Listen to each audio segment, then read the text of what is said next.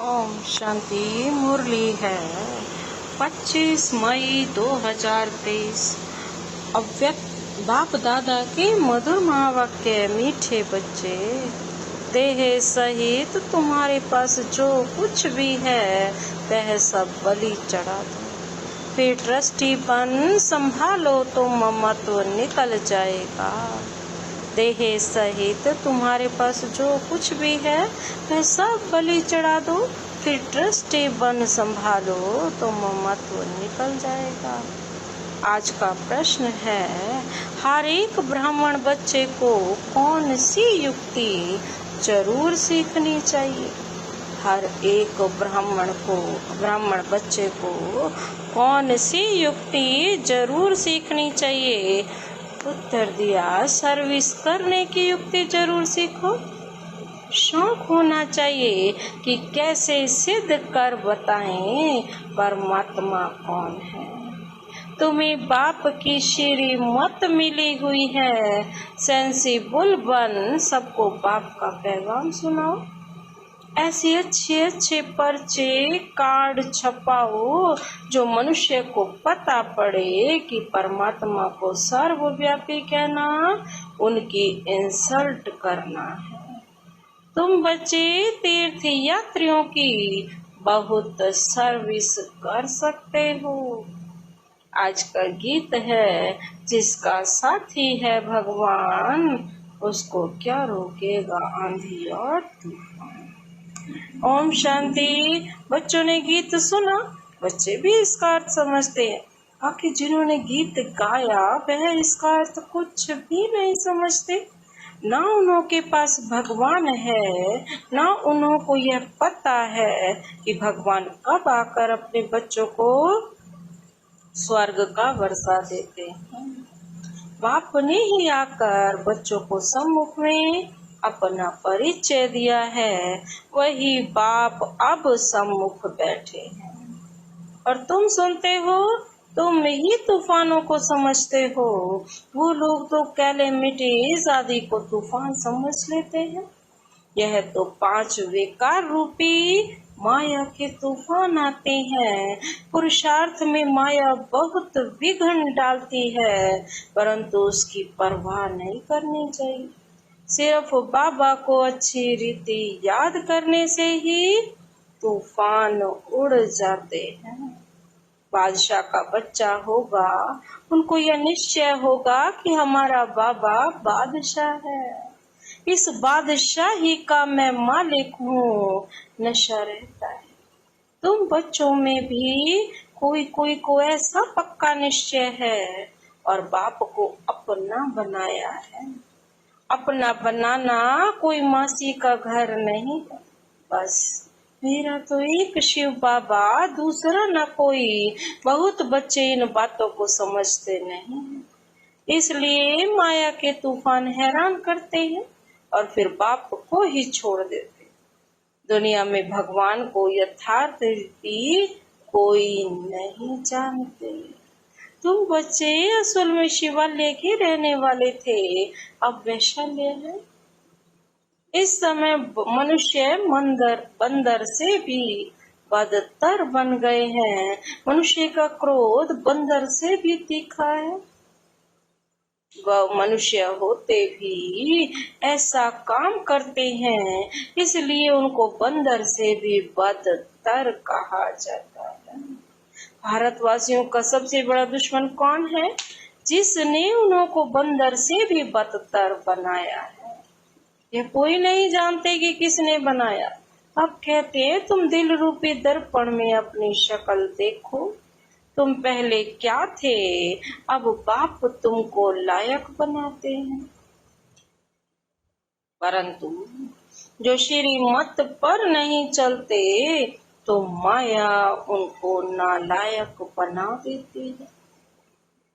बाप श्रीमत देते हैं, देह सहित जो कुछ भी तुम्हारे पास है वह सब बलि चढ़ो, फिर तुमको ट्रस्टी बना देंगे। तुम्हारा ममत्व मिटा देंगे। तुम अबलाओं के लिए बहुत सहज है। राजस्थान की तरफ राजाओं को अपने बच्चे नहीं होते हैं तो गोद ले लेते हैं। गरीब का बालक आकर अगर साहूकार की गोद में जाता है तो कितना खुश होता है। हम इतनी प्रॉपर्टी के मालिक हैं। बड़े आदमियों के बच्चों को भी बहुत नशा रहता है कि हम करोड़पति के बच्चे हैं। इस ज्ञान का तो उनको पता ही नहीं है। तुम जानते हो कि इस ज्ञान में कितना भारी नशा रहता है। श्रीमत पर चलने से श्रेष्ठ बनेंगे, नहीं चलने से नहीं बनेंगे। भगवान कहते हैं तुमको तो कोई किस्म की परवाह ही नहीं। रात दिन तुमको नशा रहना चाहिए कि हमको बाबा 21 जन्मों के लिए स्वर्ग की राजाई का वर्षा देते हैं। हम बाबा की संतान बने हैं।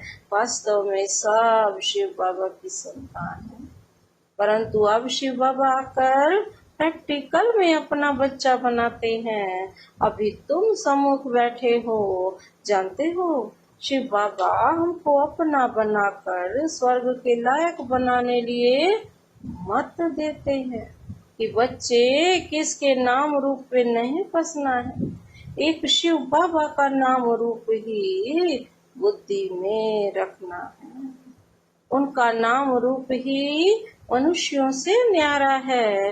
बाप कहते हैं तुम हमारे थे, निर्वाण धाम में रहने वाले थे। बाबा खुद कह रहे हैं कि तुम सारे बच्चे निर्वाण धाम में थे, हमारे थे और निर्वाण धाम में वाणी से परे रहने वाले।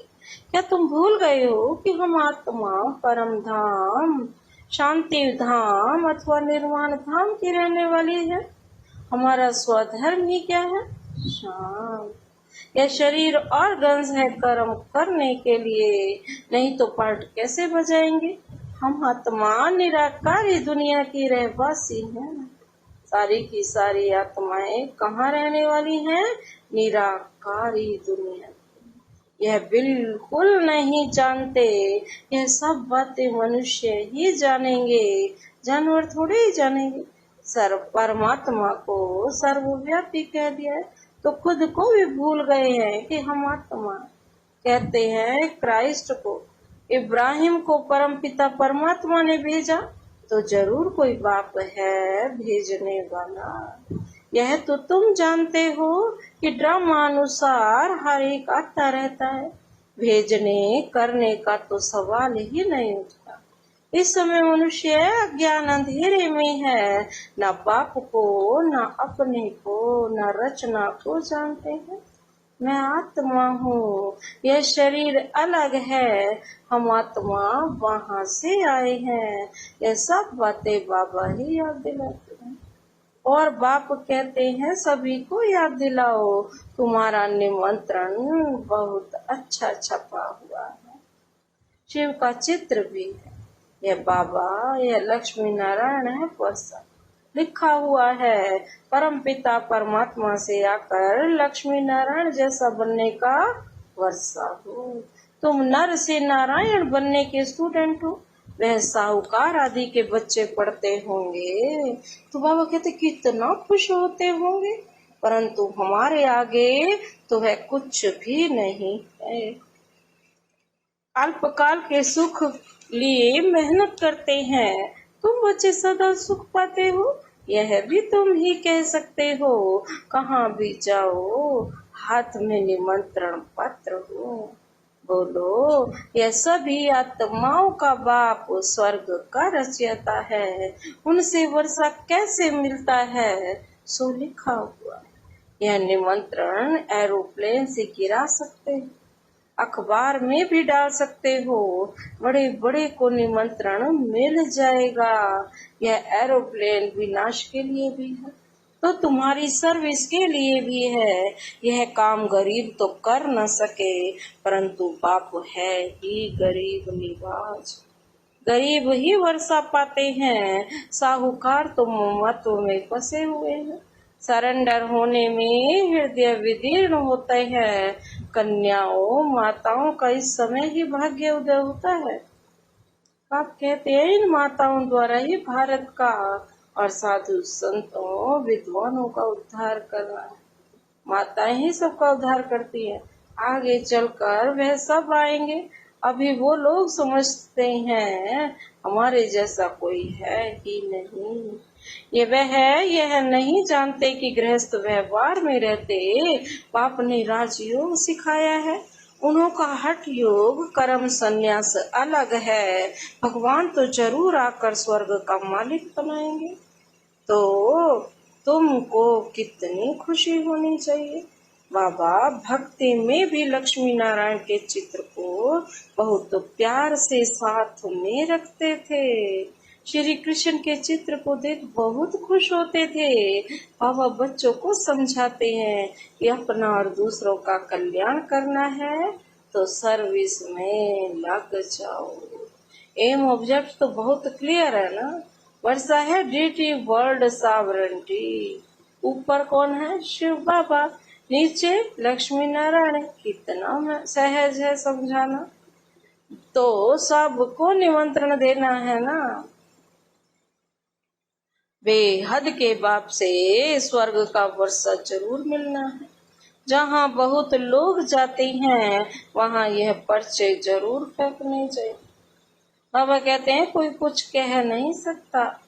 अगर कोई कहे तो हम सिद्ध कर समझाएंगे कि बाप जिसमें स्वर्ग का वर्षा मिलता है उनको तुम सर्वव्यापी कहते हो। बाप कहते हैं देखो यह मेरी इंसल्ट करते हैं। मैं स्वर्ग का मालिक बनाता मुझे फिर भीतर में डाल दिया है। अब तुम्हें श्रीमत मिलती है कि यह पर्चे खूब बांटो। अमरनाथ की यात्रा पर झुंड जाता वहां जाकर बांटो। इसमें लिखा हुआ है यज्ञ तप तीर्थ आदि में भी नहीं मिलता, परंतु समझाने वाला सेंसिबल चाहिए। समझाना चाहिए। वह है गॉड फादर। सिर्फ भगवान ईश्वर परमात्मा कहने से पिताक्षर नहीं आता। गॉड फादर कहने से ही पिताक्षर आता है। हम सभी तो फादर के बच्चे ठहरे।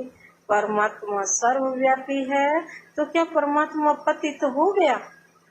तो फिर हम सब बच्चों को पावन क्यों बनाने हैं? वो पावन है तभी तो सुप्रीम है। वह तो है ऊंचे ते ऊंचा।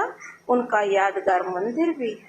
तो बच्चों को युक्ति से सर्विस करने का शौक चाहिए। बाबा कहते हैं यात्रा पर जाकर बहुत सर्विस कर सकते हो। वह है जिस्मानी यात्री और तुम हो रूहानी यात्री। समझाना चाहिए तुम कहाँ जाते हो। शंकर पार्वती तो सूक्ष्म वतन में रहते हैं। यहाँ वह कहाँ से आए? यह सब है भक्ति मार्ग। तो ऐसे तुम बहुत सर्विस कर सकते हो। भक्त बेचारे बहुत थक के खाते रहते हैं तो उन पर तरस पड़ता है। उनको बोलो तुम अपने धर्म को भूल गए हो। हिंदू धर्म किसने स्थापन किया? सर्विस तो बहुत है। बच्चों को खड़ा होना चाहिए। बाप आया है स्वर्ग का वर्षा देने, फिर भी माया नाक से पकड़ एकदम मुंह फिरा देती है। इसलिए माया से बहुत खबरदार रहना है। अभी तुम बच्चे बाप दादा के सम्मुख बैठे हो। दुनिया को थोड़े ही मालूम है कि बाप सम्मुख आए हैं। सब आत्माओं की ज्योत बुझी हुई है, एकदम बुझ नहीं जाती है। थोड़ी लाइट रहती है, फिर बाबा आकर ज्ञान घृत डालते हैं। जब कोई मरता है तो दीवा जगाते हैं ना। यहाँ योग से आत्मा की ज्योत जगाई जाती है। ज्ञान की धारणा करते रहते हैं। भारत का प्राचीन राजयोग मशहूर है। वह निवृत्ति मार्ग वाले तो अनेक प्रकार के हठ योग सिखलाते हैं। फायदा कुछ भी नहीं है, नीचे गिरते ही जाते हैं। सिवाय योगेश्वर के कोई योग सिखला न सके। योग सिखलाने वाला है ईश्वर। रहे हैं निराकार। बाप कहते हैं तुमको जब योग सिखला रहा हूँ, अब तुम्हारा 84 का पाठ पूरा हुआ। कोई के 84 जन्म, कोई के 60, कोई के 1-2 जन्म भी होते हैं। तुम बच्चों को खूब सर्विस करनी है। भारत ही हेवन था। भारत कहते बाबा कहते हैं गॉड इज द राज्य था। यह बातें तुम्हारे सिवाय और कोई तो समझा ना सकी। गाली भी तुमको खानी पड़ती है। बाबा गाली खिलाएंगे तो क्या बच्चे नहीं खाएंगे? सितम सहन करेंगे, यह भी ड्रामा में नूंद है। फिर भी ऐसे ही होगा। अभी तुम बच्चों को कैसा बनना है? पारस बुद्धि। बाबा कहते हैं अब तुम बच्चों को पारस बुद्धि बनाता हूँ। ऐसे बाप को बहुत याद करना चाहिए जो विश्व का मालिक बनाते हैं। कहते हैं बच्चे जीते रहो, स्वर्ग का राज्य लो। ऐसे मीठी मीठी बात बाप को तुम याद नहीं कर सकते हो? याद से ही विकर्म विनाश होंगे ना। बाबा कहते बिना याद किए तो विकर्म विनाश होंगे। जितना याद करेंगे उतना ही पापों का खाता यहाँ चुकतू करना है। रहा हुआ पापों का खाता चुकतू करना है। यहाँ पर याद से ही खत्म हो सकता है। अगर योग नहीं लगाएंगे तो बाबा कहते हैं सजा खानी पड़ेगी। तुम हमारे बनकर फिर फारगती दे। तुम क्रिएटर बन गए। तुमने शुरुआत में साक्षात्कार भी किया है ना। अच्छा, मीठे मीठे सिकिल दे सदा सलामत बच्चों को। माता पिता का याद, प्यार और गुड मॉर्निंग। बच्चों को समझना है कि हम यह शरीर छोड़ स्वीट होम में जाएंगे। अब यहाँ रहने में जरा भी मजा नहीं। सब दुखी है ना इस कलयुग में, किसी को भी मजा नहीं आ रहा। अब हम बाबा के पास जाते हैं, बाबा को ही याद करना है। वहां से फिर स्वर्ग धाम में जाएंगे। यह यात्रा बड़ी वंडरफुल है। इसमें माया बहुत बिगड़ डालती है। अच्छा, मीठे मीठे सिकिल दे बच्चों प्रति माता पिता बाप दादा का यह प्यार और गुड मॉर्निंग। रूहानी बाप की रूहानी बच्चों को नमस्ते। हम रूहानी बच्चों की रूहानी बाप दादा को नमस्ते नमस्ते। Good morning. शुक्रिया बाबा, शुक्रिया। धारणा के लिए मुख्य सार है। पहला पॉइंट है एक शिव बाबा का नाम रूप बुद्धि में रखना है और किसी के भी नाम रूप में फंसना नहीं।